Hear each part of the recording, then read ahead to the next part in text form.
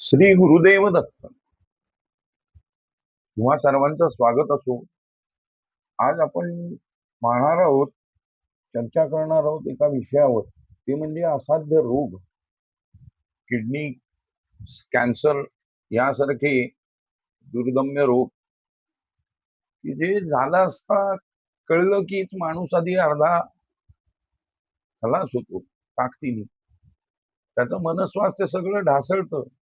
किंबहुना त्याच्याबरोबर ते कुटुंबाची ताकद नाहीशी होते. तर त्याच्यावरती एक प्रभावी इलाज आहे, ते म्हणजे दत्तात्रय संजीवनी कवच. भगवान दत्तात्रयांचा एक सिद्ध मंत्र आहे. तो स्तोत्राला लावून त्याचं केलेलं अनुष्ठान. तर तो मंत्र कुठला, तो कसा करायचा आहे, बरोबर आहे ना?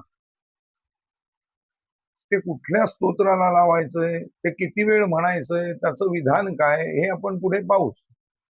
पण आधी तो मंत्र आहे तो आपण आता आधी पाहूया. तो मंत्र असा आहे: सर्व रोग हरम देव, सर्व मंगल मंगलम, सर्व क्लेश हरम वंदे दत्तात्रेय नमाम्यहम्. उपासना मार्ग प्रदीपिका या ग्रंथात याचं दत्त उपासना याच्यामध्ये मिळतं. दत्तात्रेय सिद्धमाला म्हणून जो मंत्र आहे त्याच्या फलश्रुती ते सांगितलेलं आहे 3रा श्लोकीला. तर हा जो मंत्र आहे, सर्व रोग हरम देव, सर्व मंगल मंगलम, सर्व क्लेश हरम वंदे दत्तात्रेय नमाम्यहम्. याचा अर्थ असा आहे, सर्व रोगाचं हरण करणारे आहे देवादिदेवा. हरम देव म्हणजे हरण करणाऱ्या, नाहीस करणाऱ्या. सर्व मंगल मंगलम, सर्व मंगलात मंगल असलेला असो, मांगल्य प्रदान करतो आपल्याला, जो मंगल देतो असा देणाऱ्या देवा. सर्व क्लेश हरम वंदे, क्लेश सगळ्या प्रकारचे क्लेश, शारीरिक, मानसिक, आर्थिक, शाब्दिक जे काय आपल्याला होतात ते त्याचं हरण करणाऱ्या देवा दत्तात्रेय नमामितम. अशा दत्त परमेश्वरा, दत्त भगवंता, मी तुम्हाला शरण आलो, माझा नमस्कार आहे, असा याचा अर्थ होतो. आता कॅन्सर सारख्या दुर्धर व्याधी असतील किंवा किडनी सारखी समस्या दुर्धर झाली असेल, असाध्य रोग आहे ते, त्याच्यावर मात करण्याकरता आपण औषध योजना करतो, ती बरोबर आहे, पहिल्यांदा ती करायलाच हवी. पण हे केलं असता फायदा काय? तर फायदा असा होतो की आपल्याला आत्मिक ऊर्जा मिळते, आत्मिक बळ मिळतं, दत्तकृपेचा अनुभव येतो आणि एक धीर येतो मनाला की महाराज माझ्या बरोबर आहेत असं समजायचंय आपण हे करत असताना.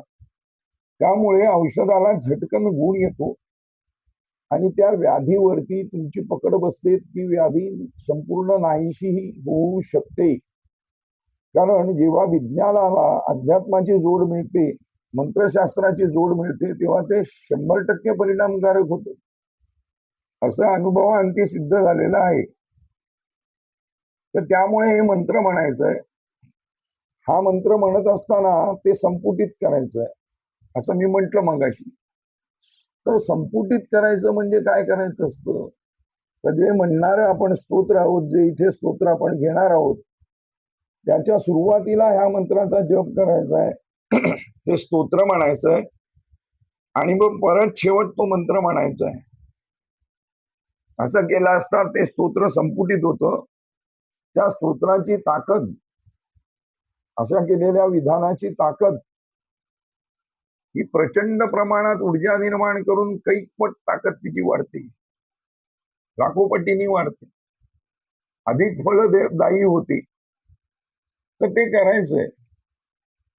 तर ते स्तोत्र कुठलं आहे तर आपण सर्वांना माहिती आहे, आपले भगवान दत्तावतार भगवान श्रीपाद श्री वल्लभ ऋषी सरस्वती आणि त्यांच्यानंतर परमहंस परिव्राजकाचार्य सद्गुरू वासुदेवानंद सरस्वती स्वामी महाराज यांनी रचलेलं अघोर कष्टोद्धारण स्तोत्र, ते तुम्ही सध्या ऐकत असाल, म्हणत असाल. त्याचं अनुष्ठानही काही जणांनी सुरू केलंय असे मला मेसेज आलेत, फोन आलेत. तर तेच स्तोत्र इथे घ्यायचंय. त्याचा आधी व्याधी नाहीशा करणारा जो श्लोक आहे तो इथे जास्त काम करतो. तर नुसतं ते स्तोत्र न म्हणताय संपुटित करून म्हणायचं यावरील मंत्रांनी. आणि त्याचा उपाय करायचा आहे. हा उपाय आता कधी करायचा आहे, कसा करायचा आहे, त्याची विधी काय आहे, त्याचं विधान काय आहे, हे आता सांगत बसलो तर भरपूर मोठा व्हिडिओ होईल. तो आपण पाहू उद्याच्या भागात. तर उद्या सर्वांनी तो व्हिडिओ बघा आणि ते विधान जरूर करा. तुम्हाला जर काही अशी दुर्दम्य व्याधी झाली असेल तर त्या व्याधीतनं तुमची लवकर मुक्तता दत्तप्रभू करो ही त्यांच्या चरणी प्रार्थना. श्री गुरुदेव दत्त.